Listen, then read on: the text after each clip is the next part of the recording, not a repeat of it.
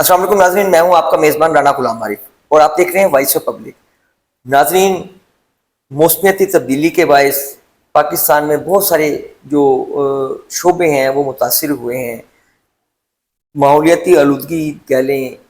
موسم کی تبدیلی کہہ لیں، اور اب جو ہے رواں جو اس وقت جو صورتحال پیدا ہوئی ہے وہ مونسون کی بارشوں کی ہے، جس کی وجہ سے ہمارے پنجاب بلکہ پورا پاکستان میں آپ کے مختلف ایریاز میں جو نشیبی علاقے ہیں وہ بھی زیر آب ہیں۔ اس کے علاوہ جو دریائیں ہیں وہ ان دریاؤں میں طغیانی جو ہے وہ بڑھتی جا رہی ہے۔ دریائے ستلج کی بات کی جائے، دریائے چناب کی بات کی جائے یا دریائے جہلم کی بات کی جائے، یہاں پہ طغیانی آ رہی ہے اور یہاں پہ دریاؤں میں پانی کی سطح مسلسل بلند ہوتی جا رہی ہے، اور متعدد جو پانی ایک سیلابی ریلیں ہیں وہ ان دریاؤں سے گزر بھی چکی ہیں اور مزید پانی آ بھی رہا ہے۔ اس کی وجہ سے ہمارے جو بیماریاں پھیلتی ہیں اس کے حوالے سے آج ہم بات کریں گے۔ ہمارے ساتھ ڈسٹرکٹ ہیڈ کوارٹر ہسپتال کے ایم ایس ڈاکٹر صدف نقوی صاحبہ موجود ہیں کہ یہ جو بیماریاں مونسون کی بارشوں کی وجہ سے یا سیلابی پانی کی وجہ سے جو بیماریاں پھیلتی ہیں اس میں کتنا اضافہ ہوا ہے، کیا کیا بیماریاں اس میں پھیلی ہوئی ہیں، اور اس کے علاوہ جو ان سے بچاؤ ہے اس کے لیے کیا اقدامات کرنے چاہیے،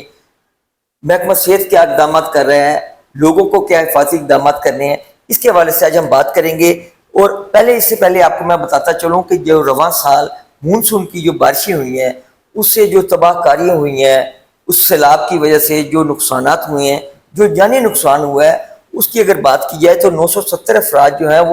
وہ اب تک جاں بحق ہو چکے ہیں، اور اس کے علاوہ جو 1600 سے زائد جو افراد ہیں جس میں مرد، خواتین، بچے جو ہیں وہ زخمی بھی ہوئے ہیں۔ اس کے علاوہ جو بہت سارے ایسے ایریاز ہیں جو کہ بیماریوں کا شکار ہوئے ہیں۔ ان بیماریوں کے حوالے سے ہم نے ڈسٹرکٹ ہیڈ کوارٹر ہسپتال اور پورے ڈسٹرکٹ میں جو گزشتہ 2 سال کا جو ڈیٹا ہم نے وہ لیا ہے، اس میں ہم نے جو اس مونسون کی بارشوں اور سیلابی پانی کی وجہ سے یا دیگر کوئی جو ہیں معاملات اس کی وجہ سے جو بیماریاں پھیلتی ہیں، خاص طور پہ جو یہ اس میں ڈائریا کی بات کی جائے، ٹائیفائڈ کی بات کی جائے یا اسکن کی جو بات کی جائے، تو یہ بیماریاں تھوڑی سی بڑھ جاتی ہیں روٹین سے۔ اور خاص طور پہ 2023 کی اگر ہم بات کریں ڈائریا کی، وہ جو ڈائریا کے پیشنٹ ڈسٹرکٹ میں ہمارے رپورٹ ہوئے وہ 2023 میں 1,14,428 پیشنٹ تھے، اور 2024 میں 1,07,317 جو مریض ہیں وہ رپورٹ ہوئے تھے ڈائریا کے۔ اسی طرح ٹائیفائڈ کی بات کی جائے تو 2023 میں 6,917 مریض ضلع جھنگ میں رپورٹ ہوئے تھے، جو کہ مختلف D H Q, T H Q, B H U اور دیگر اداروں میں اپنا علاج معالجے کی غرض سے آئے۔ اس کے علاوہ 2024 میں ٹائیفائڈ کے یہ جو مریض ہیں وہ 2,567 مریض تھے۔ ایک اور جو اہم چیز ہے کہ جو سکن کی بیماریاں پھیلتی ہیں، ویسے تو بہت ساری موسمیاتی تبدیلی سردیوں میں اور بیماریاں بھی ہوتی ہیں اور معاملات بھی ہوتے ہیں، جو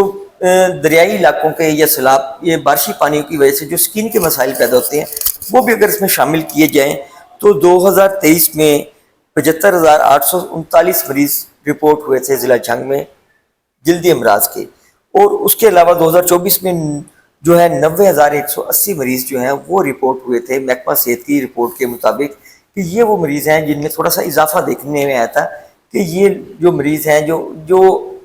موسمیاتی تبدیلی کے اثرات کی وجہ سے متاثر ہو رہے ہیں۔ ہمارے ساتھ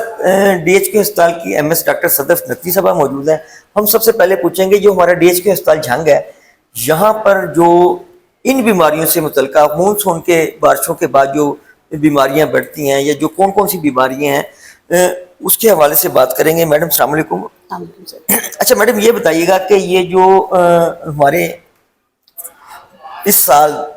گزشتہ 6 ماہ یا 8 ماہ کے اندر ہمارے ڈی ایچ پی ہسپتال جھنگ میں جو پیشنٹس ہیں ان کی تعداد کے حوالے سے بتائیے گا، اور یہ جو بیماریاں ہیں خاص طور پہ ڈائریا ہے یا اس کے علاوہ ٹائیفائڈ ہے یا اسکن کی، کتنے پیشنٹس آئے ہیں اس سال میں؟ بسم اللہ الرحمن الرحیم۔ ڈی ایچ کیو اسپتال میں تقریباً اس وقت تک او پی ڈی بیسس پہ ہمارے پاس 20,000 پلس پیشنٹس آئے، جن کو او پی ڈی بیسس پر ڈائریا کی ٹریٹمنٹ دی گئی، ڈائریا وامٹنگ کے ساتھ آئے، جن کو اتنی زیادہ ڈی ہائیڈریشن نہیں تھی، لیکن زیادہ تر لوگوں کا یہی تھا کہ انہوں نے باہر سے کھانے کھائے ہوئے تھے، باہر کے مشروبات تھے، اس میں اضافہ آج کل کے دنوں میں زیادہ ہو جاتا ہے کیونکہ مونسون کی بارشیں ہوتی ہیں اور مکھیاں زیادہ تر چیزوں پہ آ جاتی ہیں، اور لوگ باہر کے کھانے کھانے سے پرہیز نہیں کرتے، ہوٹلنگ کرتے ہیں، گندے مشروبات کا استعمال، صفائی کا خیال نہیں رکھا جاتا، اور یہ جو ڈائریا اور جو ٹائیفائڈ کی بیماری ہے اس سیزن میں اس لیے زیادہ ہو جاتی ہے کہ یہ واٹر بورن ڈیزیز ہے. تو اگر صاف پانی کا استعمال نہ کیا جائے کھانوں کے پکانے کے دوران، یا کھانا سبزیاں سلاد آپ بغیر دھوئے استعمال کر رہے ہیں تو اس میں یہ بیماریاں زیادہ تر آ جاتی ہیں. لیکن جو یہ بیماری ابھی او پی ڈی بیسس پہ اللہ کا شکر ہے، ہم نے جو پیشنٹ ہمارے پاس آئے ان کو صرف او پی ڈی بیسس سے میڈیسن دی گئی، وہ مینیج ہو گئے. اور کچھ جو پیشنٹ لگتا ہے ان کو ڈی ہائیڈریشن ہوتی جا رہی ہے، ان کو فوری طور پر ایڈمٹ کر لیتے ہیں، اور ان کو جو 2 دن میں 3 دن میں جیسے ہی وہ اسٹیبل ہوتے ہیں تو ڈسچارج کر دیتے ہیں. اچھا یہ بتائیں کہ یہ موسمیاتی تبدیلی اور مونسون کی بارشوں کے بعد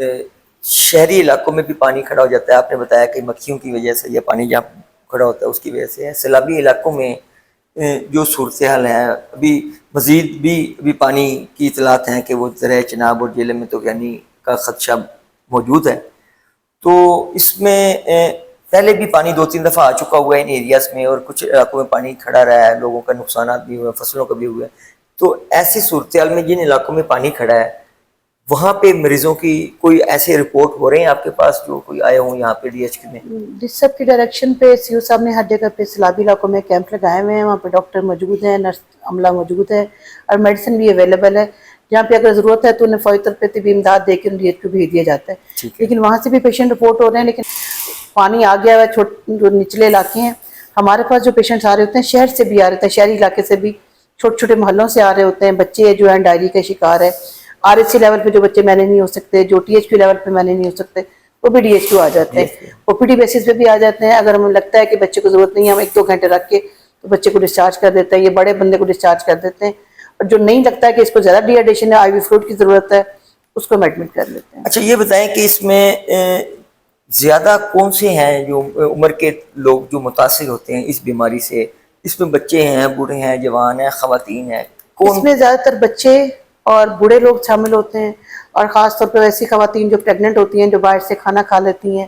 اور شاورما، زنگر، پیزا جو جگہ جگہ سٹال لگے ہوئے ہیں، اور جن کے میرا نہیں خیال کہ ان پہ اتنا زیادہ فوڈ اتھارٹی شاید ان کو چیک شاید نہیں کر پاتی ہے، یا ہم لوگ پانی تو منرل واٹر پی رہے ہوتے ہیں وہاں سے لے کے، لیکن ہمیں نہیں پتہ ہوتا کس کھانا جو ہے کس پانی میں پکایا گیا ہے، جو سیلڈ ہمیں دیا گیا ہے وہ کس پانی سے دھویا گیا ہے، جو وہاں پہ رائتا ہمیں مل رہا ہے، جو چٹنی سلاد ہمیں مل رہا ہے اس میں کون سا پانی ڈالا گیا ہے. اس طرح سے ہم کھانا کھانے کے بعد اکثر لوگ خواتین یہی کمپلین کر رہی ہوتی ہیں کہ یہ ہم نے باہر سے کھانا کھایا اور ہمیں گیسٹرو ہو گیا. اور بچے چھوٹے بچے ہیں جن کو جو باہر سے چلتے پھرتے ہیں اسکول سے یا اسکول کے باہر ریڑیوں وغیرہ سے مشروبات لے لیتے ہیں، مکھیاں ان پہ بیٹھ رہی ہوتی ہیں. اس کے علاوہ جو بزرگ لوگ ہیں جن کی امیونٹی کم ہوئی بھی ہوتی ہے، کبھی انہیں گھر کا کھانا اگر نہیں ملتا یہ باہر سے کھانا کھانا پڑ جاتا ہے، تب یہ حالات زیادہ دیکھنے میں آتے ہیں. اور جن کی امیونٹی کم ہوتی ہے ان میں بھی یہ چیزیں بہت زیادہ ہوتی کہ جو سیلابی علاقوں میں لوگ رہتے ہیں یا نشیبی علاقے ہیں یا دریا کے پیٹ کے اندر رہنے والے جو آبادیاں ہیں، پانی کھڑا ہوتا ہے یا دریا کے علاقوں میں جن علاقوں میں پانی کھڑا ہوتا ہے وہاں پہ جو پیشنٹس ہیں یا وہ خواتین جو ہیں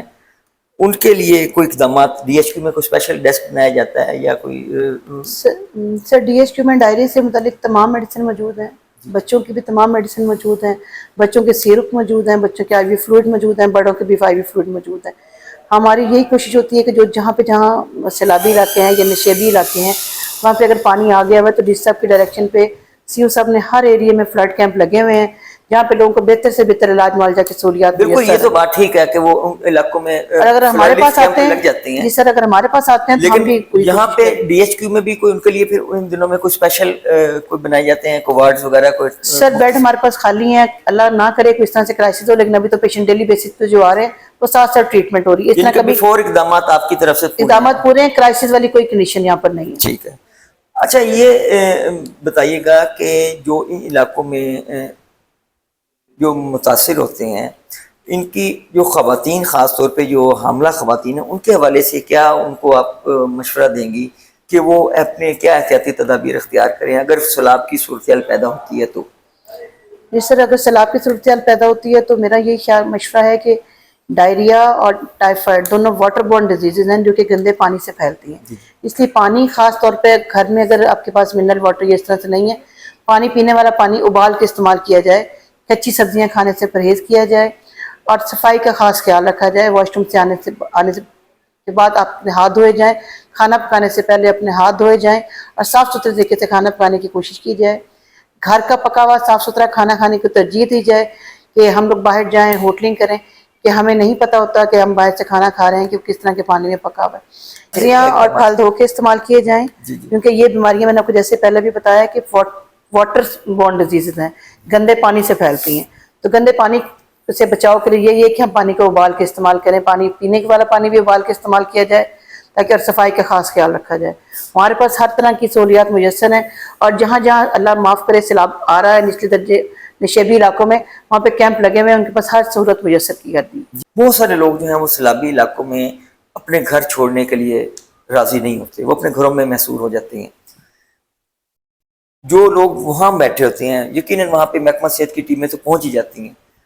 ان کو کوئی مشورہ دیں گے کہ اگر وہ گھر میں ہی محصور ہونا چاہتے ہیں, گھر سے نکلنا نہیں چاہتے, ان کے پاس کون کون سی میڈیسنز ہونی چاہیے, تو فرسٹ ایڈ کے طور پہ گھروں میں کون سی ایسی میڈیسن ہونی چاہیے؟ سر ڈی سی صاحب کی نے اس دفعہ ان کی ڈائریکشن بہت زیادہ اسٹرکٹ تھی, گائیڈنس بہت زیادہ تھی سی او صاحب کو اور ہم سب کو بھی, کہ جہاں جہاں فلڈ ایریاز میں کیمپ لگائے جائیں وہ کیمپ کوشش کی جائے کہ جہاں جو نشیبی علاقے ہیں ان کی ویسینٹی کے اندر ہی لگے ہوں اور لوگوں کی اپروچ میں ہوں. پہلے تو ہم نے اس بات کو کوشش کی ہے. دوسری بات یہ کہ گھروں میں لوگوں کو او آر ایس ہر گھر میں ہونا چاہیے, خاص طور پہ بچوں والے گھروں میں او آر ایس اویلیبل ہونا چاہیے. اگر پھر بھی نہیں ہے تو آپ سمپل اسکنجبین بنا کے بھی نمک اور چینی والا پانی ملا کے بچوں کو دے سکتے ہیں. اگر آپ ڈاکٹر کے پاس فوری طور پہ نہیں پہنچ سکتے, آپ کے گھر میں اگر لیمن میسر ہے اور نمک اور چینی ڈال کے آپ اس کا پانی بنا کے بھی بچوں کو دے سکتے ہیں, لیکن بہتر پھر بھی یہ کہ ہر گھر میں او آر ایس ضرور موجود ہونا چاہیے. بہت شکریہ میڈم. ناظرین, جیسا کہ آپ نے سنا کہ جو ممکنہ سیلابی خدشہ ہے اور مونسون کی جو صورتحال پیدا ہوئی ہے, بارشیں زیادہ ہوئی ہیں, ایسے میں جو متعدد جو بیماریاں ہیں جس میں ٹائیفائڈ ہے, ڈائریا ہے, ڈینگی ہے یا دیگر بیماریاں سے بچاؤ کے لیے جو سیلابی علاقوں کے لوگ ہیں یا شہری علاقے کی آبادی کے لوگ ہیں وہ اپنی کھانے پینے میں احتیاط برتیں, خاص طور پہ جو سبزیاں یا پھل ہیں ان کو دھو کے استعمال کریں, اور جو چھوٹے بچے ہیں ان کے لیے او آر ایس جو ہے وہ یا اس کے علاوہ جو ہے شکنجین کا جو استعمال ہے اس کا استعمال اپنے گھروں میں کریں. تبھی ممکن ہے کہ یہ تمام بیماریوں سے محفوظ رہا جا سکتا ہے. اگر ہم ان بیماریوں سے محفوظ رہیں گے تو ہمارا معاشرہ بھی ترقی کرے گا, صحت مند معاشرہ ہوگا تو ملک بھی ترقی کرے گا. اس کے ساتھ ہی اپنے میزبان رانا غلام عارف کو اجازت دیجیے. آئندہ کسی نئے پروگرام میں نئے ٹاپک کے ساتھ آپ حاضر ہوں گے. تب تک کے لیے اللہ حافظ.